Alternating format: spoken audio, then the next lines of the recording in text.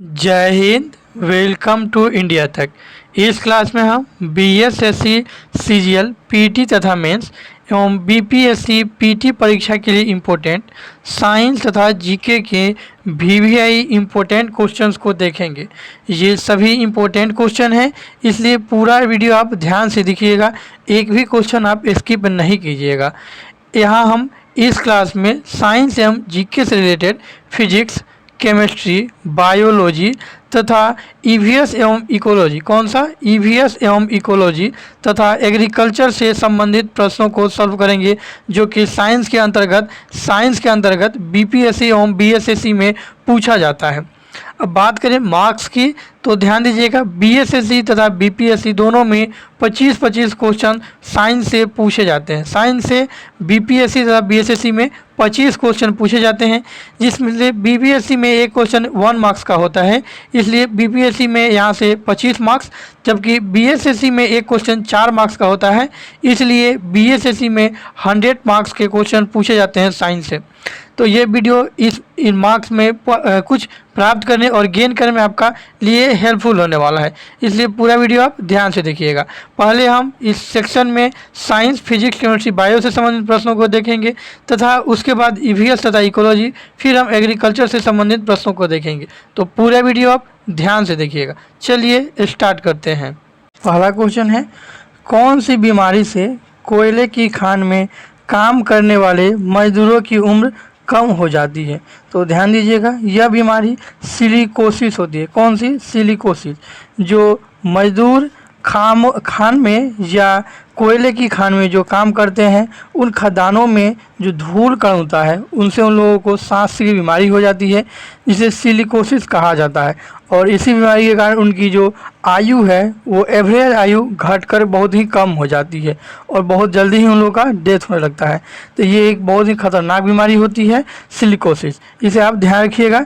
यह हाल ही में चर्चा में था, इसलिए यह इम्पोर्टेंट भी हो जाता है कि करेंट से रिलेटेड है, यह इसलिए पूछ भी सकता है। चलिए बढ़ेंगे हम नेक्स्ट क्वेश्चन की तरफ। नेक्स्ट क्वेश्चन देखते हैं, प्रकाश स्तंभ में, कौन सा? प्रकाश स्तंभ में अत्यधिक तेज प्रकाश किस प्रयोजन से होता है? प्रकाश स्तंभ में अत्यधिक प्रकाश इसलिए दिया जाता है ताकि समुद्र में विभिन्न दिशाओं से आ रहे जहाज़ों का मार्गदर्शन किया जा सके और उन्हें चेतावनी दिया जा सके और वे आपस में टकराए नहीं। साथ ही जो अन्य कोरल रीफ होते हैं समुद्र में या चट्टान होते हैं, ये उन्हीं पे प्रकाश स्तंभ लगाया जाता है ताकि दूर से ही नाव इन्हें देख सकें और संभल सके, ताकि कहीं से ये चट्टानों या कोरल रीफ या आपस में टकराए नहीं। इसलिए प्रकाश स्तंभ में यह लाइट लगाया जाता है ताकि उन्हें डायरेक्शन और मार्गदर्शन दिया जा सके। तो ये क्वेश्चन ध्यान में रखिएगा कि प्रकाश स्तंभ में अत्यधिक तेज प्रकाश इसलिए लगाया जाता है ताकि समुद्र में विभिन्न दिशाओं से आ रहे जहाज़ों का मार्गदर्शन किया जा सके और उन्हें चेतावनी दिया जा सके। चलिए अब बढ़ते हैं नेक्स्ट क्वेश्चन की तरफ। नेक्स्ट क्वेश्चन है, किसी कमरे के एक कोने में सेंट की खुली शीशी रख देने से, क्या? किसी कमरे के एक कोने में सेंट की खुली शीशी रख देने से उसकी खुशबू कमरे में सभी भागों में फैल जाती है। किसी कमरे के एक कोने में सेंट की खुली शीशी रख देने से उसकी खुशबू कमरे में सभी भागों में बहुत जल्दी ही फैल जाती है। ऐसा किस कारण से होता है? तो ध्यान दीजिएगा, चाहे वो सेंट दे या कहीं कहीं अगरबत्ती दे देता है, धूप बत्ती दे देता है, तो इनका जो आपको खुशबू तुरंत ही सभी भागों में फैल जाती है। इसका जो कारण है वो होता है विसरण के कारण। कौन सा? विसरण के कारण। तो ध्यान दीजिएगा, विसरण के कारण ही किसी कमरे के कोने में सेंट या अगरबत्ती या धूप बत्ती जलाई जाती है या खुली शीशी रख दी जाती है, तो उसकी खुशबू सभी भागों में तुरंत ही फैल जाती है। अगर विसरण की परिभाषा की बात की जाए तो विसरण की परिभाषा क्या होगी? ध्यान से देखिएगा, 2 या 2 से अधिक, 2 या 2 से मोर पदार्थों का स्वतः एक दूसरे से मिल करके समांग मिश्रण बनाना। कौन सा? समांगी मिश्रण बनाने की क्रिया को विसरण या डिफ्यूजन कहा जाता है। ठीक है, और इसके एग्जाम्पल की बात करें तो सजीव जो कोशिका होता है, इसमें अमीनो अम्ल के संवहन में विसरण की मुख्य भूमिका होती है। तो इसे आपको ध्यान रखना है। अब विसरण गैसों से गैसों में हो सकता है, गैसों से लिक्विड में भी हो सकता है, तो इसे आपको ध्यान रखना है। गैसों का इसका अलग अलग एग्जाम होता है, एग्जाम्पल होता है, इसका अलग अलग रूल्स भी है, जैसे कि ग्राहमन के गैस विसरण के नियम से भी विख्यात है। तो गैसों का विसरण ये आपको ध्यान में रखना है। चलिए बढ़ते हैं अगले क्वेश्चन की तरफ। अगला क्वेश्चन है, वे पौधे जो अत्यधिक नमक वाली मिट्टी में या समुद्री क्षेत्र में उत्पन्न होते हैं उन्हें क्या कहा जाता है? तो वे पौधे जो अत्यधिक नमक वाली मिट्टी में उत्पन्न होते हैं उन्हें हैलोफाइटा कहा जाता है। कौन सा? हैलोफाइटा कहा जाता है। ध्यान रखिएगा, ये इंपॉर्टेंट क्वेश्चन है। हैलोफाइटा पौधे किसे कहा जाता है? तो वे पौधे जो अत्यधिक नमक वाली मिट्टी में उत्पन्न होते हैं उन्हें हैलोफाइटा कहा जाता है। अगला क्वेश्चन है, पपीते में पीले रंग का कारण क्या है? पपीते में पीले रंग का कारण क्या है? तो पपीता का पीला रंग होने का कारण कैस्काजेंथिन है। क्या? कैस्काजेंथिन है। ध्यान रखिएगा, पपीते में पीले रंग का कारण कैस्काजेंथिन है। ये आपको ध्यान रखना है। ये एक हार्मोन होता है जो कि पपीते में पीले रंग के कारण को दर्शाता है, मतलब पपीता पकने का यही कारण होता है, कैस्काजेंथिन। चलिए हम बढ़ेंगे नेक्स्ट क्वेश्चन की तरफ। नेक्स्ट क्वेश्चन है, हींग प्राप्त की जाती है, अर्थात हींग किस पौधे से प्राप्त की जाती है? तो ध्यान दीजिएगा, हींग पौधे से प्राप्त की जाती है और यह फेरुला कुल के पौधे से प्राप्त किए थे। कौन से कुल के? फेरुला कुल के पौधे से ही फेरुला कुल के पौधे से हींग प्राप्त की जाती है। ध्यान दीजिएगा, यह इंपॉर्टेंट क्वेश्चन है, हमेशा पूछते रहता है कि हींग किस पौधे से प्राप्त की जाती है या हींग किससे प्राप्त किया जाता है? पौधे से, खनिज से, इस तरह से करके देता है। तो हींग ध्यान दीजिएगा फेरुला कुल के पौधे से प्राप्त किया जाता है। चलिए बढ़ते हैं अगले क्वेश्चन की तरफ। अगला क्वेश्चन है, मानव शरीर में विटामिन भंडारित होता है।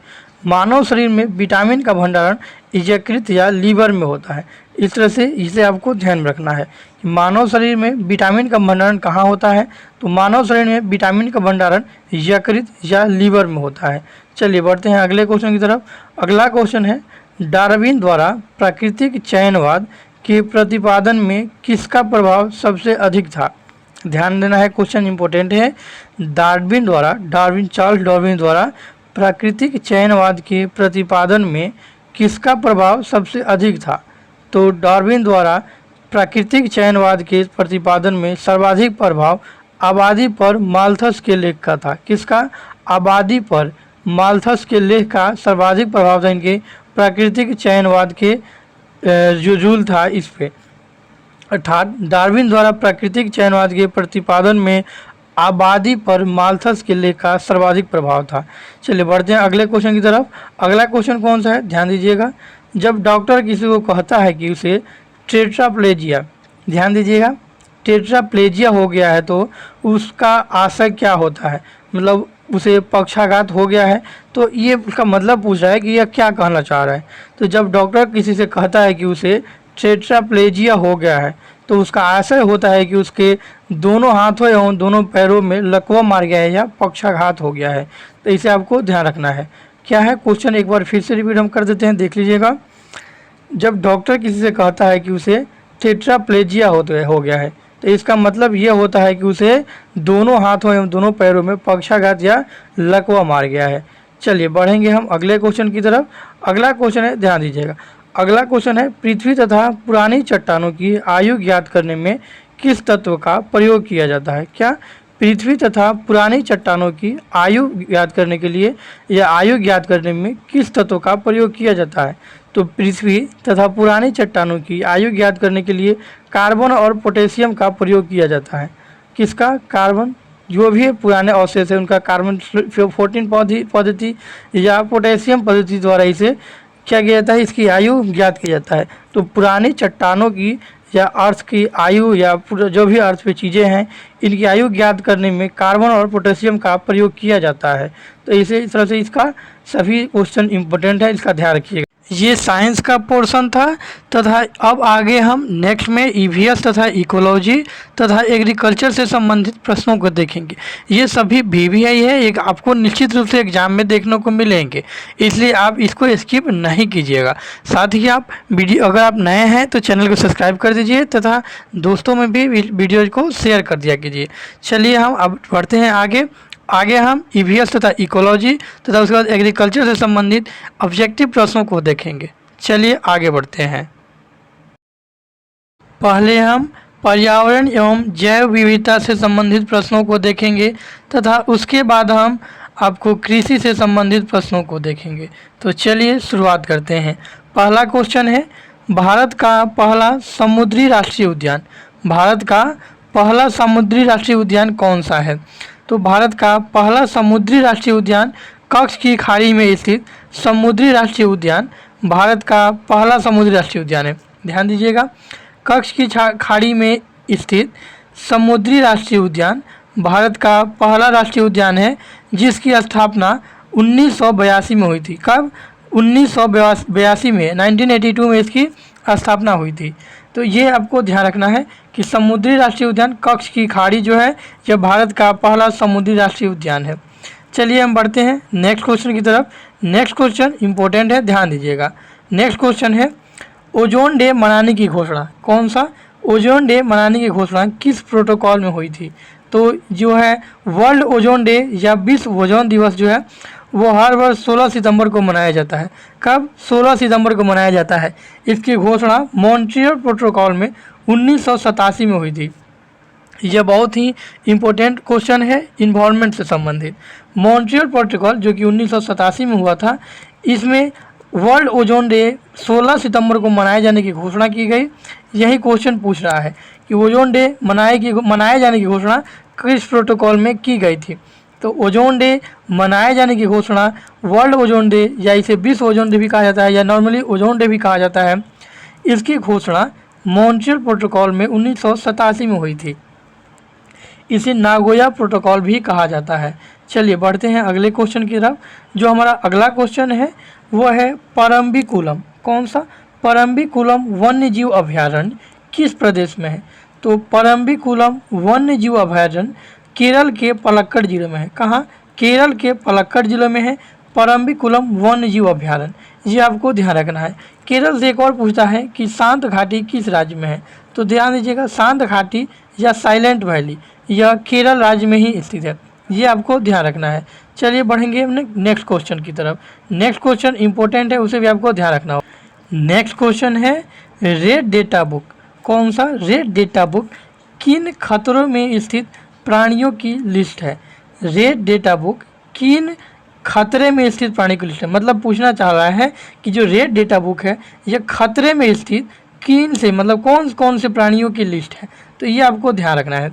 ये रेड डेटा बुक जो है ये किन के लिए जारी किया जाता है या किन किन प्राणियों के लिए जारी किया जाता है? जो रेड डेटा बुक है यह खतरे में स्थित वैसे प्राणी जो कि खतरे हैं, मतलब विलुप्त की स्थिति में है या विलुप्त होने वाले हैं, विलुप्त होने के कगार पे हैं, उन सभी प्राणियों के लिए जारी किया जाता है।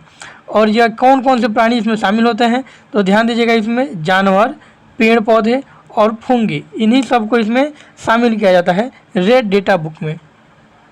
रेड डेटा बुक उन प्राणियों की सूची है जो खतरे में होते हैं। जो खतरे में होने का मतलब है कि विलुप्त होने के कगार में है या विलुप्त होने वाले हैं। हर रेड डेटा बुक में सभी जो भी रेड डेटा बुक है इनमें जानवर या वृक्ष अथवा फंगी की लिस्ट होती है जो कि खतरे में है या इनके सिंपली में बोलें तो ये विलुप्त होने के कगार पे हैं। अर्थात जानवर, पेड़ और फुंगी के लिए जारी किया जाता है red data list, red data book या red data list. Red data book उन प्रजातियों की सूची है जो खतरों में होती है तथा हर रेड डेटा बुक में जानवर या वृक्ष या फंगी की लिस्ट होती है। तो ये आपको ध्यान रखना है। अगला क्वेश्चन है, जैव विविधता की प्रचुरता तथा क्षेत्र विशेषी जीवों की प्रमुखता वाले संवेदनशील स्थल को क्या कहा जाता है? अर्थात वैसे जगह जहां जैव विविधता की प्रचुरता है तथा उस क्षेत्र में विशेष जीवों की भी प्रमुखता है और वो जो क्षेत्र है वह संवेदनशील स्थल है, इसे क्या कहा जाता है? तो ध्यान दीजिएगा, जैव विविधता की प्रचुरता तथा क्षेत्र विशेषी जीवों की प्रमुखता वाले संवेदनशील स्थल को तप्त स्थल या हॉट स्पॉट कहा जाता है। क्या? हॉट स्पॉट या तप्त स्थल कहा जाता है। हिंदी में भी इसे हॉट स्पॉट ही लिखा जाता है। ध्यान दीजिएगा, ये वाईफाई वाला हॉट स्पॉट नहीं है, यह जैव विविधता वाला हॉट स्पॉट है। इसे हिंदी में तप्त स्थल कहा जाता है। तो ये इम्पोर्टेंट क्वेश्चन है जो कि हाल ही के एग्जाम में पूछा गया था कि जैव विविधता की प्रचुरता तथा क्षेत्र विशेषी जीवों की प्रमुखता वाले संवेदनशील स्थल को क्या कहा जाता है, तो उसे तप्त स्थल या हॉट स्पॉट कहा जाता है। नेक्स्ट क्वेश्चन है भारत का पहला तितली पार्क, तितली पार्क ध्यान रखिएगा, ये बहुत ही इंपॉर्टेंट है, करंट से रिलेटेड क्वेश्चन है। भारत का पहला तितली पार्क किस राष्ट्रीय उद्यान में विकसित किया गया है, तो भारत का पहला तितली पार्क बनरघट्टा राष्ट्रीय उद्यान कर्नाटक में, अर्थात कर्नाटक के बनरघट्टा, ध्यान दीजिएगा ये बनेरघट्टा लिखा है लेकिन होता है बनरघट्टा होता है, बनरघट्टा। तो ये आपको ध्यान रखना है कि जैव विविध भारत की पहली तितली पार्क जो है बनरघट्टा राष्ट्रीय उद्यान जो कि कर्नाटक में है, इसमें क्या किया गया है, विकसित किया गया है। VVI क्वेश्चन है, ध्यान रखना है। भारत का पहला तितली पार्क जो है ये कर्नाटक के बनरघट्टा राष्ट्रीय उद्यान में विकसित किया गया है। अगला क्वेश्चन देखते हैं। अगला क्वेश्चन है, ध्यान दीजिएगा, अगला क्वेश्चन भी इम्पोर्टेंट है, इसे आपको ध्यान में रखना है। अगला क्वेश्चन है जलवायु परिवर्तन आकलन, जलवायु परिवर्तन आकलन INCCA के लिए भारतीय नेटवर्क में संस्थानों की संख्या कितनी है, अर्थात जलवायु परिवर्तन के आकलन के लिए कितने संस्थान है भारत में, तो कुल 127 संस्थान हैं भारत में जलवायु परिवर्तन के आकलन के लिए। अगला क्वेश्चन है, ये भी आपको ध्यान रखना है कि बुक्सर टाइगर रिजर्व किस प्रदेश में है, बुक्सर टाइगर रिजर्व पश्चिम बंगाल में है। कहाँ, पश्चिम बंगाल में है। वैसे ही पूछता है कि सुंदरवन राष्ट्रीय उद्यान कहाँ है, तो सुंदरवन जो राष्ट्रीय उद्यान है ये भी पश्चिम बंगाल में ही है, ये भी आपको ध्यान रखना है। यह सुंदरी के वृक्षों के लिए प्रसिद्ध है सुंदरवन राष्ट्रीय उद्यान। बढ़ते हैं अगले क्वेश्चन की तरफ। अगला क्वेश्चन है मोल्लेम राष्ट्रीय उद्यान कहाँ स्थित है, तो मोल्लेम राष्ट्रीय उद्यान गोवा में स्थित है। कहाँ, मोल्लेम राष्ट्रीय उद्यान गोवा में स्थित है, ध्यान दीजिएगा, मोल्लेम राष्ट्रीय उद्यान गोवा में स्थित है। वैसे ही अगले क्वेश्चन की तरफ बढ़ेंगे हम। अगला क्वेश्चन है यूट्रोफिकेशन, कौन सा, यूट्रोफिकेशन ऑक्सीजन की कमी और पानी की गुणवत्ता मछली और अन्य पशु आबादी में गंभीर कमी के कारण होता है जो अंततः विशेष पारिस्थितिकी तंत्र को नष्ट कर देता है, इसका क्या कारण है, तो ये आपको क्वेश्चन ध्यान से समझना है। यूट्रोफिकेशन एक बीमारी टाइप आप समझ सकते हैं, डिजीज समझ सकते हैं, जहाँ ऑक्सीजन की कमी और पानी की गुणवत्ता मछली और अन्य पशु आबादी में, ध्यान दीजिएगा, मछली या अन्य पशु आबादी में गंभीर कमी के कारण होता है। तो जो ये यूट्रोफिकेशन है, ऑक्सीजन की कमी और पानी की बहुत ख़राब गुणवत्ता होने से मछली और पशु पक्षियों में होता है, बहुत ही गंभीर आबादी में होता है। अन्य पशु में जो ये गंभीर कमी, बहुत अधिक कमी के कारण हो जाता है जो अंततः उस पारिस्थितिकी तंत्र को ही नष्ट कर देता है।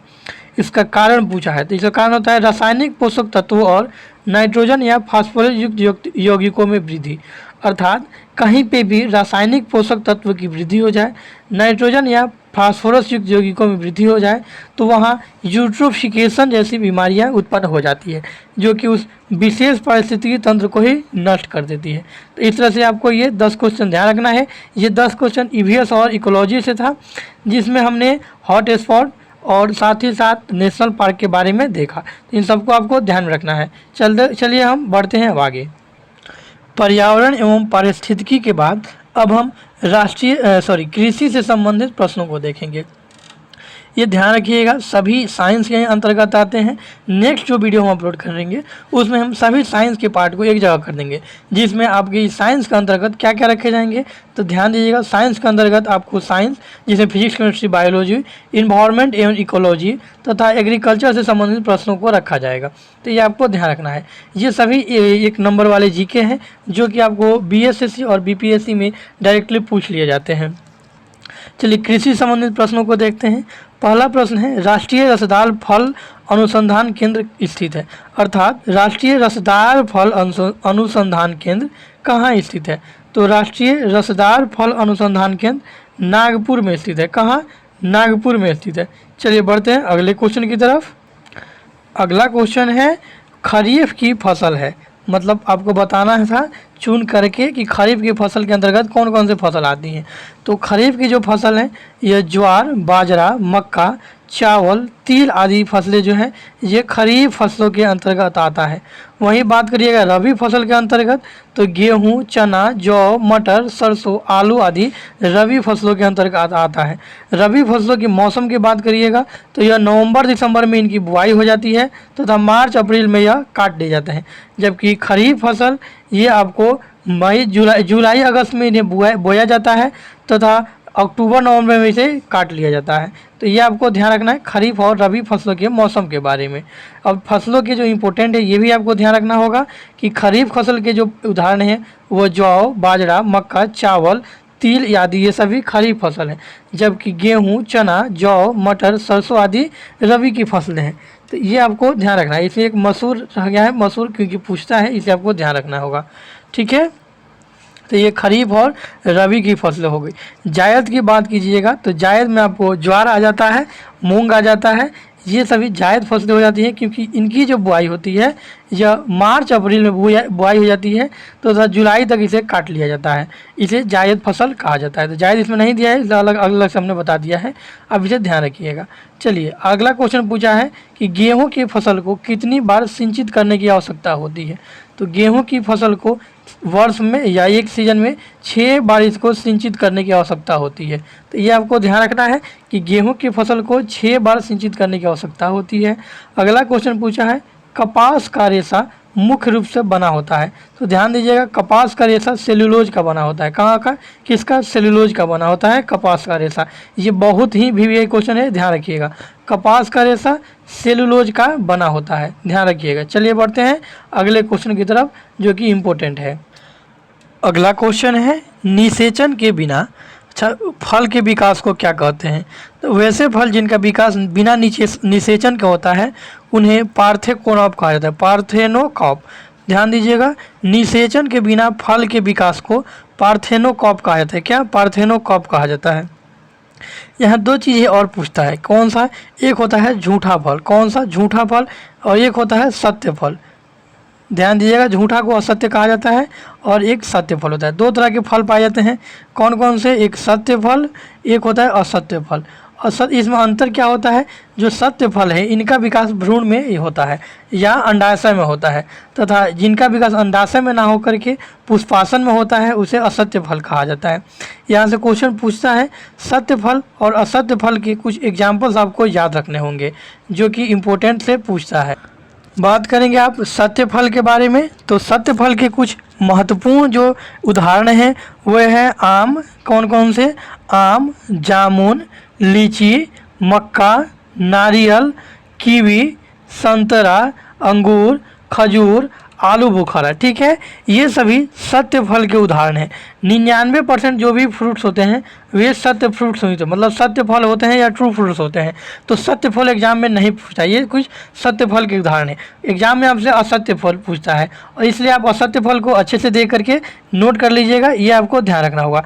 इसमें आते हैं आपको सेब। पिछले BPSC एग्जाम में पूछा था कि इनमें से कौन सा असत्य फल है और सेब ऑप्शन में था, तो ध्यान दीजिएगा सेब असत्य फल है। अनानास, कौन सा? अनानास, ये भी असत्य फल है। उसके बाद है कटहल, कौन सा? कटहल, ये भी असत्य फल है। इसके बाद आपको नाशपाती, कौन सा? नाशपाती। ये सभी आपको एक बार स्क्रीनशॉट भी ले सकते हैं। उसमें आ जाएगा काजू, लौकी, ककड़ी, स्ट्रॉबेरी, सहतूत, ये सभी किस में आ जाएंगे? असत्य फल के कुछ महत्वपूर्ण एग्जाम्पल हैं जिसे आपको याद रखना है। अब हम बढ़ते हैं अगले क्वेश्चन की तरफ। अगला क्वेश्चन है पौधों में जिंक का मुख्य कार्य क्या है, अर्थात पौधों में जिंक क्या कार्य करता है। तो जिंक का मुख्य कार्य है ट्रिप्टोफास के निर्माण हेतु आवश्यक होता है जिंक, अर्थात पौधों में जिंक ट्रिप्टोफास का निर्माण करता है।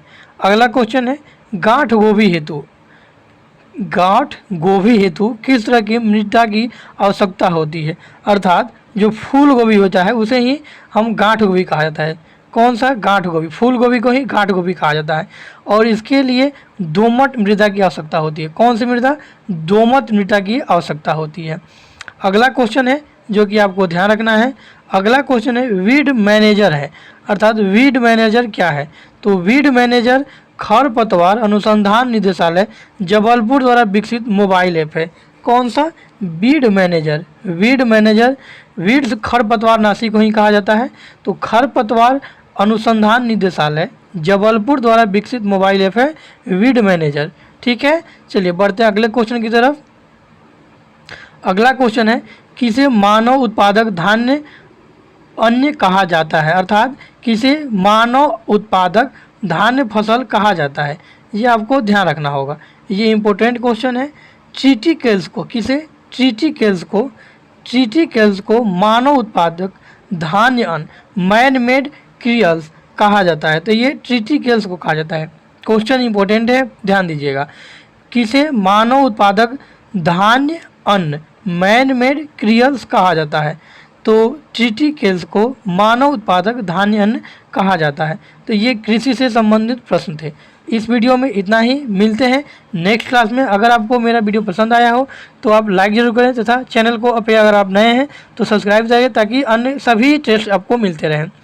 ये सिर्फ ऑब्जेक्टिव टाइप आपको जीके थे जिसका आपको डिस्कशन की जरूरत नहीं था, लेकिन जब हम हिस्ट्री, पॉलिटी और ज्योग्राफी करवाते हैं जिसमें आपको डिटेली एक्सप्लेनेशन की ज़रूरत होती है तो उसमें पूरे एक्सप्लेन करवाया जाता है अलग से। हमने अब नेक्स्ट, अब इसके बाद अगला जो है कंप्यूटर का बच गया है, उसे भी आज ही अपलोड कर दिया जाएगा। आप उसे एक बार ज़रूर देख लीजिए क्योंकि बीएसएससी में कंप्यूटर से 2 प्रश्न पूछे जाते हैं। चलिए आज की क्लास में इतना ही, मिलते हैं नेक्स्ट क्लास में। जय हिंद।